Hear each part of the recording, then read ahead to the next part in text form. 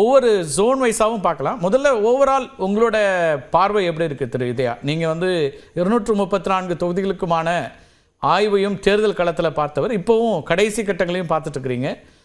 ஏதாவது மாற்றங்கள் இருக்குது அப்படின்னு பார்க்குறீங்களா? பரப்புரைகளில் மாற்றங்கள் ஏற்படுத்தியிருக்கிறதா, தாக்கம் ஏற்படுத்தியிருக்கிறதா, எப்படி பார்க்குறீங்க ஓவரால் சினாரியோங்கிறது? இல்லை, ஓவரால் சினாரியோனா நான் ஃபஸ்ட்டு வந்து 214 தொகுதி நான் சர்வே பண்ணலை, நான் ஜோன் வைஸ் தான் பண்ணேன்.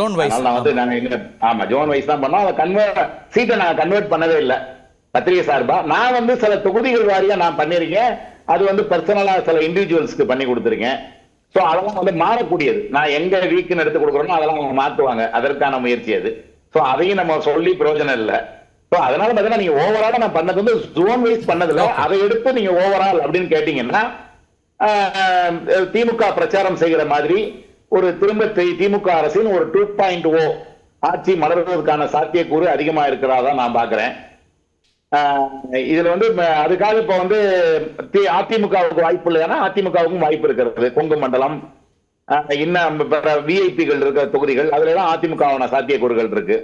அதற்கு அடுத்து தாவேகாவுக்கு என்ன அப்படின்னு பார்த்தா, தாவேகா வந்து நீங்க ஓவராலா தமிழ்நாடு முழுவதும் நிச்சயமாக 20% மேல் வாங்குவாங்க. எனக்கு ஒரு ஆச்சரியம் இல்லை. ஏன்னா பல பேர் ஆரம்பத்துல ஏமாலாம் பறி போட்டாங்க, இவர் தான் ஏத்தி விடுறாரு அப்படின்ற மாதிரி. ஆனால் இன்னைக்கு எல்லாருமே அதை ஒத்துக்கக்கூடிய சூழ்நிலை வந்துருச்சு. இப்ப எல்லாருமே ஏறக்குறைய 25 சொல்ல ஆரம்பிச்சிட்டாங்க. இன்னும் சொல்ல போனா நான் சொல்றேன், இப்பயும் சொல்றேன், இன்னும் ஏத்தி விடுறேன். அவங்க வந்து சென்னை மண்டலத்தை பொறுத்தவரை 30% தாண்டுவார்கள் கூட நான் நம்புறேன். ஏன்னா அந்த அளவுக்கான நாங்க பண்ண சர்வேல அதற்கான இது இருந்துச்சு. நம்ம சென்னை மண்டலத்துல ஒரு சர்வே பண்றது, கருத்து கணிப்பில் ஈடுபடுவது என்பது ஒரு சவாலான விஷயம்ன்றதையும் நான் குறிப்பிட்டு சொல்லிக்கிறேன்.